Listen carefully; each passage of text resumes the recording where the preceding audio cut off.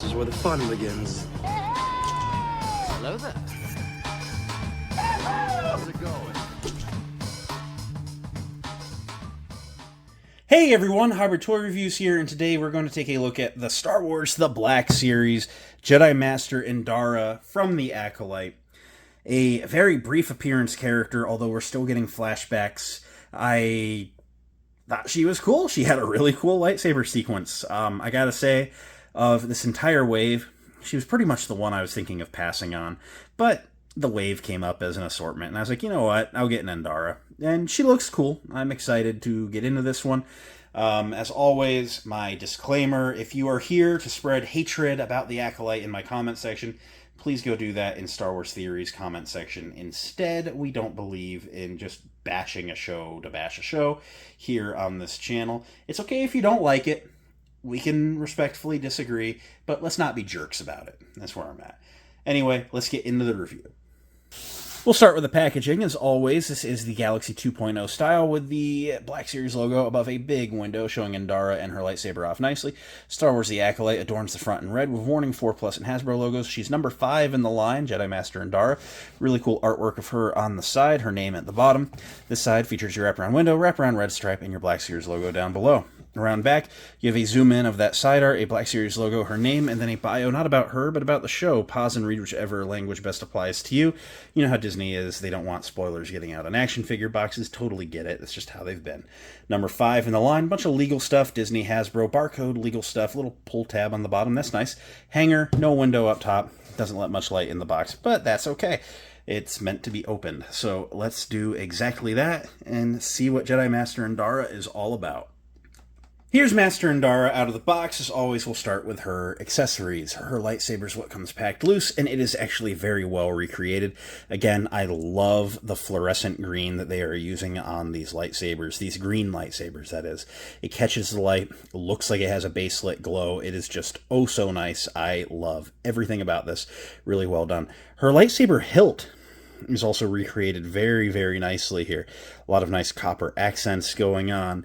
And honestly, it is the lightsaber replica I want most from this show. There's actually one that I'm waiting on dropping, and I'll probably end up doing a review on it once I get it.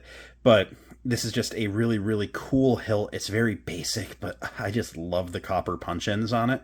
And it's actually the lightsaber that's on the promo poster, where it's like unlit and it's got like the bloody streaks up above it, and then it's got like text about the dark side and stuff. So that's like this saber's claim to fame in particular. Now, like most Black Series sabers, you can unplug the blade from the hilt, and she features a hole on her left hip that you peg the saber into, and then you have belt storage for her lightsaber. As I've said a few times, I don't think many people pose their Jedi like that, but it is nice that you have the option for photography and stuff. She also comes wearing a brown Jedi robe. This one fits a little worse than some of the others in the wave. It has been cut in such a way that the hood is best looking. It looks best when it's down, and it has been stitched to the back so you can't raise it up. Anyway, it kind of lays a little bunched up on her. I'm a soft goods guy through and through. I don't wish it was rubber or anything. I'm not Landspeeder Luke or anything like that. But this one's not the best one, I'll say. Taking it off, she actually has some very unique robes.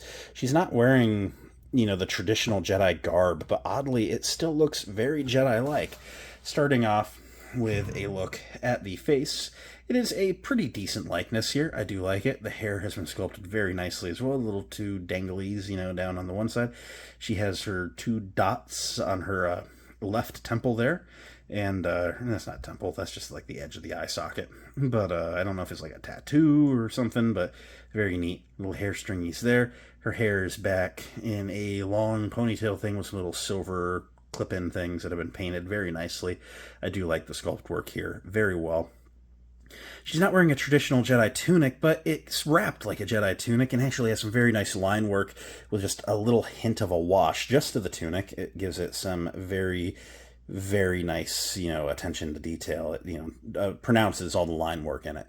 The belt's very cool, has little attachments, and as I said, the lightsaber hole, very plain. Otherwise, she's just wearing white pants, you know, a white undershirt, and white fingerless gloves, and reddish-brown boots. I mean, it's a very plain Jane outfit, but I do like it. It's very, very well done. Something I don't like is the cuffs of the sleeves come so far over the hands that it does hinder the hand articulation. But that's okay. It isn't the end of the world. Looking around back, you don't really have that wash going on there anymore. It's just white, but it still looks rather nice. And yeah, I mean, not a whole ton to say here, honestly. It's a nice sculpt. It very well recreates her, but her costume's plain. And so that's just how it is. Her costume's plain. Running through the articulation, she features the double ball neck, allows her to look that far up, although it does gap a little at the bottom there, so maybe don't do that all the way. You can go that far down, side to side, and of course a ton of pivot.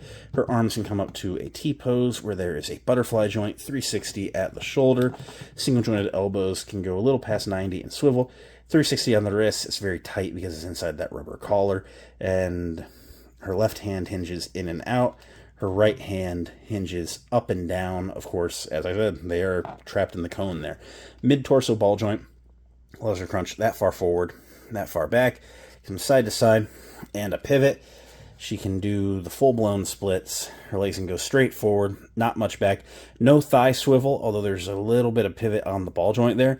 However, you have the single jointed knees. They can go to 90 and then swivel at the knee, which makes the thigh joint redundant. And then even making the knee joint redundant is the boot cut. So you have a boot cut there. Her feet can point straight down, really, really far forward, and there's a forward-facing pin for rocker, allowing you to get her into some pretty decently wide stances with both feet flat on the ground. She's just articulated very nicely.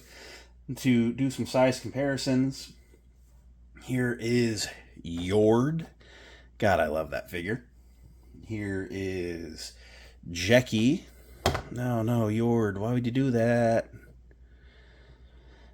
I will say this entire wave does that, right? They, and I mean, a lot of Black Series do, but they're just a little easy to tip.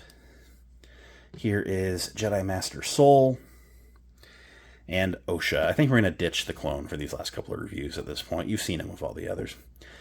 As you see, Indara stands a little taller than Jecki and Osha. Soul and Yord are the taller ones here. I feel that's fairly accurate. It's a nice representation of scale, and I'm satisfied. So what are my thoughts on Jedi Master Indara? You know, she's a cool figure. Again, like I said, I was going to pass. I don't really have the attachment to the actress. I know she was in The Matrix. I have not seen The Matrix. So I'm not like, it's Jedi Trinity. Like, you know, and I know that some people are picking up this one, even if they don't like the show, purely for that reason. And hey, more power to you. You know, I mean, we got a couple episodes of the show left as of the time of recording, and it looks like we got some flashbacks yet to come. So maybe she'll have some really, really cool stuff. But as for me, I think personally, this was like the one that I was like, yeah, I'm going to pass.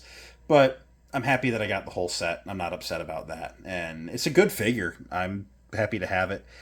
Just under other circumstances, I might not have gotten it. So is what it is. If you think she's for you, she's a good pickup, a good quality figure. If you were like, yeah, maybe not, like, I totally get it too. Thanks for watching, everyone. It means a lot that you did. If you enjoyed, you should leave a like, comment, subscribe, all that end of video stuff. You know the drill. We'll see you next time. Until then, may the Force be with each and every one of you, and goodbye.